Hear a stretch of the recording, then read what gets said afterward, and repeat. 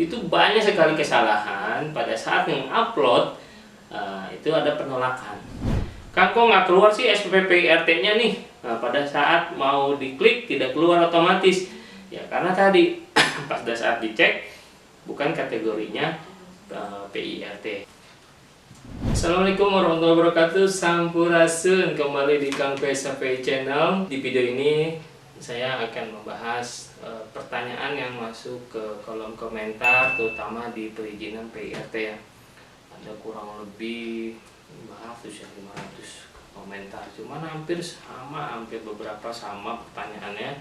Yang akan dibahas hari ini atau di video ini yaitu tentang bagaimana mengatasi penolakan pada saat kita mengajukan permohonan PIRT. Wah, banyak sekali tuh, padahal saya udah dijawab tapi diulang dan diulang terus.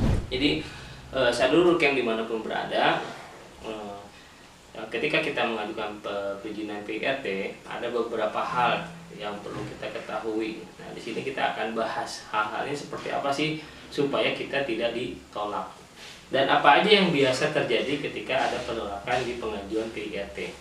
Kita akan bahas. Tapi sebelum kita bahas, jangan lupa buat saudara UKM dimanapun berada yang belum subscribe, segera subscribe ya.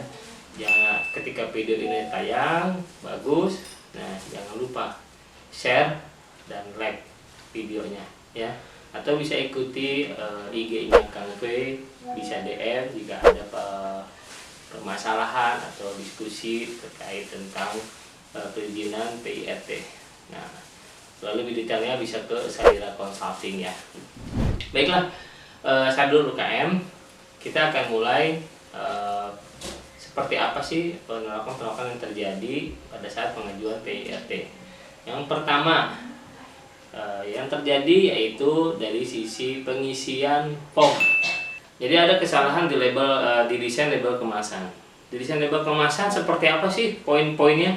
Nah, bisa lihat video Kang Pei yang sebelumnya. Jadi Kang Pei nggak perlu lagi ngebahas. Ya seperti ada komposisi, nama produk, diproduksi oleh, yang baiknya digunakan sebelum, dan yang lainnya ada di video Kang Pei sebelumnya. Itu banyak sekali kesalahan pada saat mengupload. Itu ada penolakan ya. Ada juga yang mengupload tentang desainnya, yaitu bukan desain labelnya, label kemasannya, tapi desain kemasan dusnya.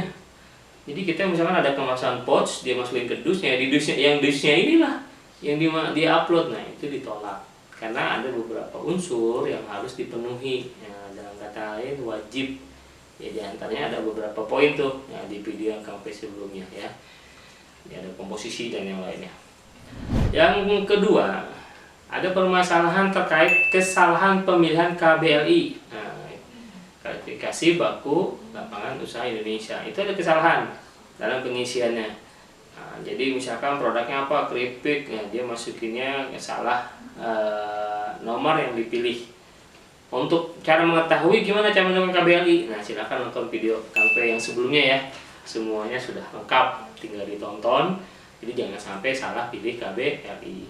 Yang ketiga, ada permasalahan yang paling banyak terjadi, yaitu produknya bukan kategori PIRT. KBLI-nya benar yang dipilih, tapi bukan kategori PIRT, pangan industri rumah tangga.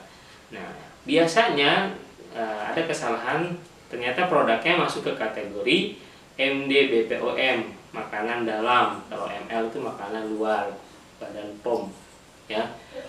MD/BPOM itu diantaranya ada frozen food. Nah, sering diinfokan sama Kang P. Lihat video Kang P yang sebelumnya juga, silahkan.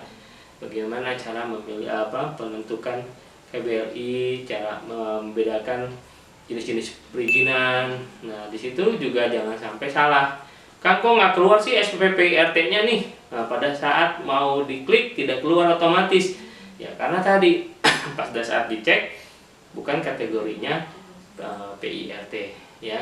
Biasanya produk-produk yang terjadi bisa seperti madu, bisa juga frozen food ya, misalkan bakso aci. Nah, bakso aci.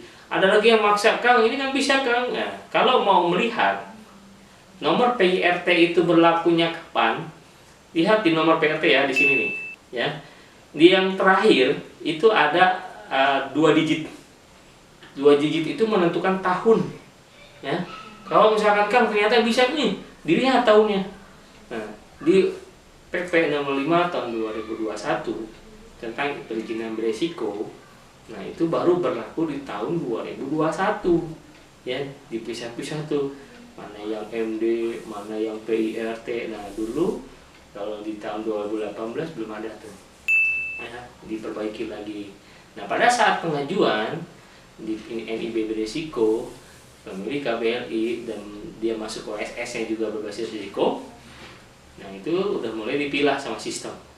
Jadi dia akan ditolak ketika dia sudah bukan termasuk PIRT. Jadi kalau dulu kan offline, ya offline itu ada di Dinkes kota atau kabupaten. Nah sekarang ini online semua se-Indonesia sama peraturannya.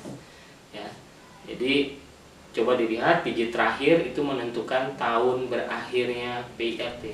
Jadi itu saja ya KP ulas yang biasa terjadi bagaimana cara mengatasi penolakan.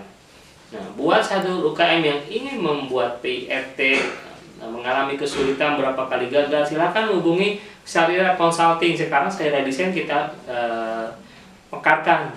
Jadi Sarira Desain itu kalau satu UKM yang mau jasa desain, bikin jasa desain atau pembuatan logo, desain label dan yang lainnya itu pakai Sarira Desain.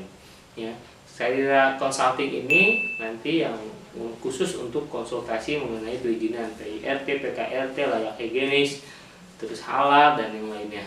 Ya, pembuatan jasa PKRT juga bisa. Oke, mungkin itu saja Sadur UKM. Ditunggu konsultasinya ya dengan menghubungi nomor di bawah ini ya. Ada Sarira Consulting, Sarira Desain. Silakan hubungi dan jangan lupa subscribe YouTube Kang Fei, like videonya, share videonya supaya banyak orang tahu tentang informasi ini, dan follow IG-nya Sarira Desain, Sarira Consulting dan Kang Fei. Semoga informasi ini bermanfaat. Wassalamualaikum warahmatullahi wabarakatuh. UKM bangkit.